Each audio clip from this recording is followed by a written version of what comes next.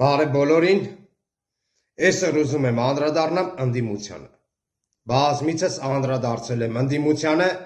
նշել եմ իրենց բոլոր բացթողումներն ու սխալները,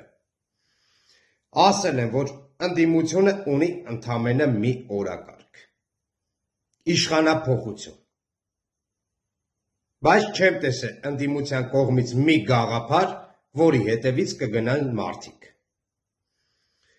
Արդյունքում էլ ընդդիմությունը միշտ պարտվում է իշխանությանը։ Հիմա դիմում եմ բոլոր առողջ ուժերին։ Ստեղծեք ծրագիր, որի հետևից կգնան մարդիկ։ Առաջարկեք ծրագրեր, որի արդյունքում կբարելավի ժողովրդի կյանքը։ Մեզ պետք չի ուղղակի խոստանակ իշխանափոխություն։